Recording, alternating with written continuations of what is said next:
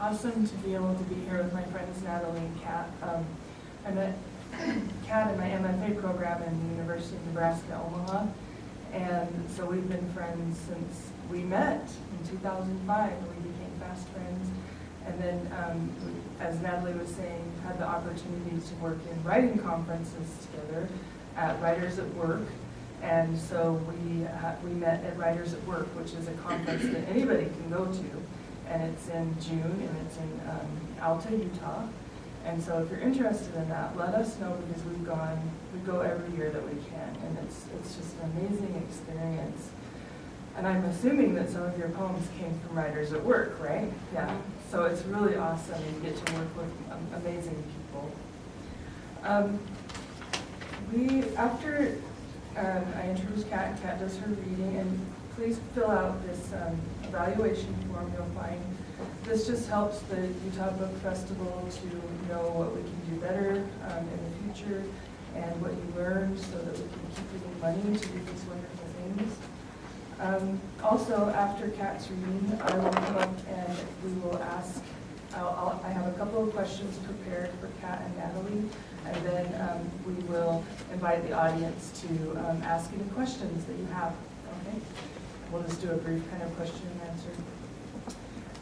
Kat Dixon teaches creative writing at the University of Nebraska, Omaha, and she teaches composition at Metro Community College.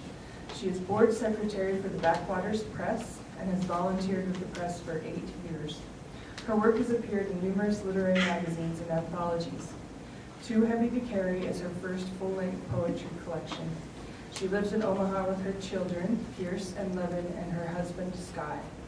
To find out more, visit her website, www.katdix.com. There's a book for sale if you're open there. Kat?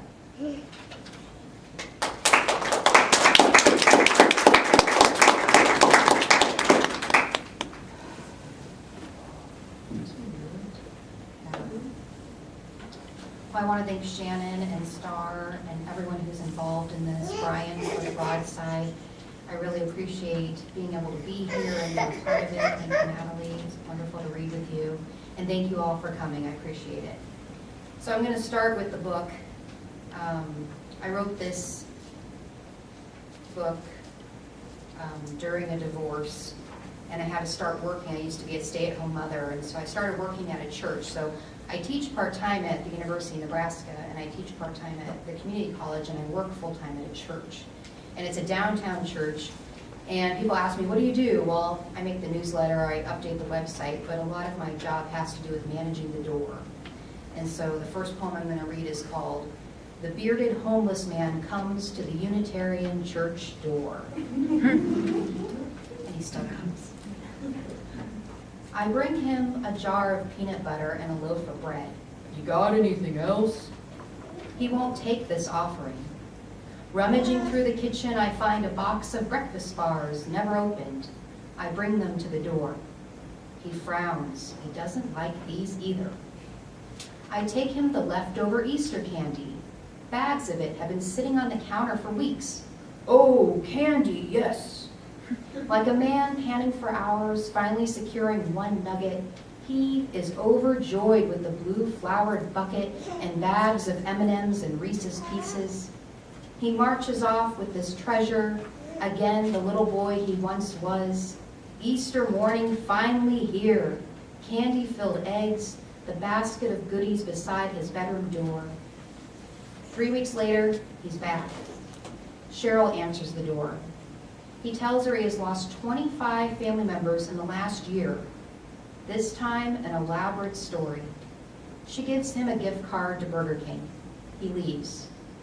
He doesn't really want to discuss the people, the things he has lost. Cheryl says she gets him. If she were homeless, she would want candy, booze, smokes, and drugs. He comes again in the autumn with a new coat, new camouflage pants. And he continues to come. Okay. So some of the poems in here deal with motherhood. I have 2 kids, and I complain about it a lot. And one time at the MFA, I'm not going to name names, but there's a famous writer. He and I were out in the patio drinking wine. And he agreed with me that parenthood is just a trap. So I wanted to read that poem, and I wish I could say his name, but I can't. Commiserating with another parent. You tell me you feel the same.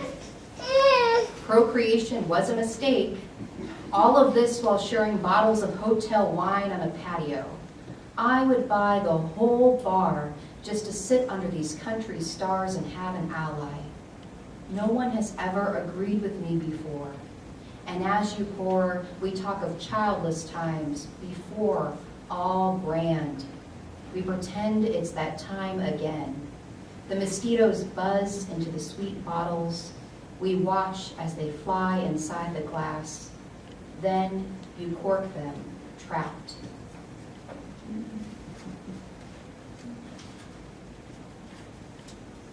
And since my name is Kat, I like to play with that, I don't know. My real name's Catherine, but So this poem's called Black Cat. I didn't cut my arms or hide the marks beneath long sleeves. It was the cat. The scars, an unreadable alphabet on my skin, tell stories of how evil cats really are. Somehow, the cat has also cut a chunk out of my thumb. It's a silver moon, a backward sea that marks her territory. I clung to that shiny moon, a groping trapeze artist, and every full moon sky spotlighted my maneuverings, my pent-up rage at the stars, the craters, the endless black cat who whips her tail this way and that, who grows fat on meteors and black holes, who purrs, and her purring fills my mouth with fur. And I come from Nebraska, and in Nebraska we're fighting a pipeline, you might have heard of it. And they want to put a pipeline with like the worst oil possible across the largest aquifer we have in America. And the pipeline is like notorious for leaking and destroying everything. So I wanted to read my poem about that. It's called Water. I just want water. My friend says to drink smart water. What makes it smart? Is it that it's bottled and expensive and it's in pretty plastic? Is it that most folks cannot afford it? Is it that the water has a name that sounds like the word glacier? Or is it that the company has added electrolytes for taste, as if the water the earth provided didn't taste good enough? But we have destroyed all that water, haven't we? Almost all. And the last bit left, the aquifer, we want to drench, to douse with oil from a Trans-Canada pipeline. Oh yes, dear ones, this water is so smart after all. And I sent that to some people who are fighting the pipeline, like, we'll pass it along, but yeah, it's gonna do something. But the people who are against the pipeline really, really liked it. So that's good. The next one was based on a dream I had during my divorce, and I had to write about it. It's called A Wild Boar Stampedes My House at Night. In bed, I'm awakened by the snarls of a boar, revving like my overweight husband snores, but no. The ugly brown animal and its sharp tusks stand at the bedroom door. Sent by my husband's whore, it chases me. My husband is gone. Down the hall, my naked 3-year-old's legs pump, his little bottom tenses. Around the kitchen island he goes, the boar at his heels. The pots and pans crash from above, metallic wind chimes. I jump onto the glass-top dining room table. Usually unstable, but now holds my weight. I bend down, snatch my son's arm, pluck him effortlessly like a flower from the ground, then hold him, legs wrapped tightly around my waist. The beast huffs and puffs, and I want to tell my son how this is the big bad wolf. Our dining room table, the brick house, and we are the smart little pig, but that is just a story we tell. The circle of glass begins to wobble when the boar rams its head beneath us. My friend Shauna enters the front door, shouts, and the boar turns, interested in the large 6-foot-tall woman. It pounds down the stairs to attack her. Prepared for battle, she chokeholds the boar as soon as it reaches the foyer. I scream, "Kill it," like I did to my husband when I came upon a spider. He would pick up a shoe and smash the spider flat, but he never moved fast enough. Did it matter which shoe he used? Must he walk so slowly? Did he not know a spider in my house was an emergency? Shauna and the boar wrestle. She on top, then the animal. All I see is her hair, its fur. Again at Shauna I shout, "Kill it, kill it!" Impatient, shaking, I lower my son and myself off the table to view the fight better. They struggle as if underwater, desperately seeking the surface, but holding each back from oxygen. The boar breaks free. Shauna lunges, misses. The tusks come, sharp, upturned.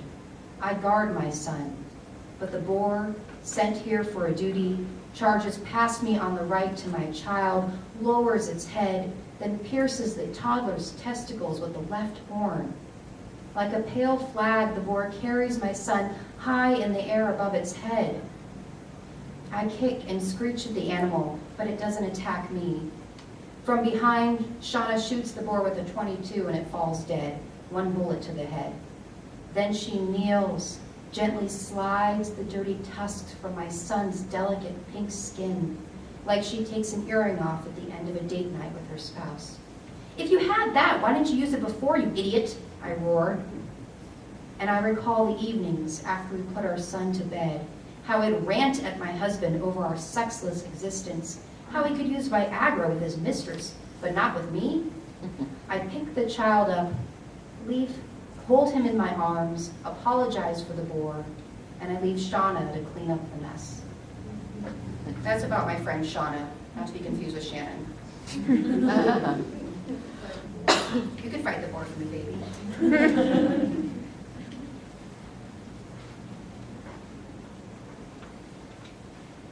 With no father. With no father, I shrunk to the size of an unlucky penny. When I was 16, Mom was too busy with her young blonde boyfriend. I learned from my friend Maria how to do laundry. Whites and darks are separate. Maria taught me scrambled eggs and grilled cheese. Her grandmother would invite me to dinner almost every week. Otherwise, I ate alone. Mom visited me monthly with a few bags of groceries and $20 bills left on the coffee table. Then she would disappear again. Sometimes I would go see her at the grocery store where she worked. She wouldn't respond to Mother, so I called, "Juanita," and her head would turn like a cash register's drawer flying open at the touch of the orange button. My classmates who worked there said that she must be a great mom. I'd shrug. She thought she could leave me like one does money in an account, where I'd grow, mature, and incur interest, ready to be cashed out whenever she felt like it. He thought he could deposit a monthly check and be done with it.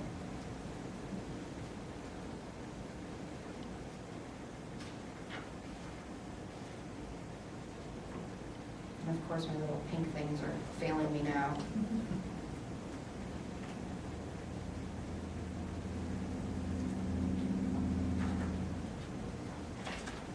Oh, yes. Okay, the next one's called "To the Father of My Children," which is to my ex-husband.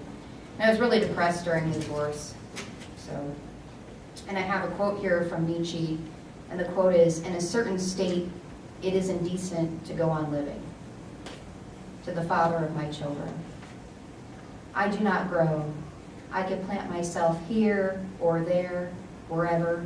See, soil spits me out, a bloated seed never to green. I change pots, yards repeatedly, yet I yield nothing. I would have uprooted myself last time had I not been directionless, found along the highway buttes, and to those a thought took root. But it was exceedingly clear the southern winds meant to tangle slips of paper into tumbleweed notebooks, to throw dust into eyes and mouths. Bury the corpses who still walk, want to talk. The trees dance in place as if it were that circle of hell. I re-enter my hollow city whose name begins with the letter O. How can one go home to an empty hole? If I trace the pit, I would erode a, I'm sorry, if I trace the circle, I'd erode a pit, a grave for the full moon to rest, extricate the groundwater to clean the craters, a cosmic undertaker, all to demonstrate I'm pilot. I must wash myself of this.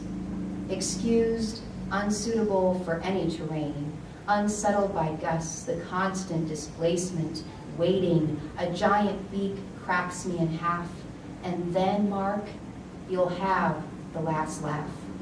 Best, Catherine. And then I'm going to read 3 newer poems. I'm writing a book in the voice of Eva Braun, who is Hitler's mistress, girlfriend, wife. And I'm fascinated with her because obviously she was with one of the most powerful men in the world, and most historians kind of dismiss her. You know, she was naive, or she was stupid, or she didn't know what she was doing. And I don't think that's necessarily true. And unfortunately, there's not a lot left from her. We have a few journal entries and a few letters to her friends and her sisters, but there's not much left. And so I've kind of taken on the persona with actually Shannon's advice and decided I'm just going to write what I think she would have said. The first one's called The Ice. I cut figure 8s into the frozen lake. Over and over I etch eternity to guarantee when this melts in the spring, the water will remember me.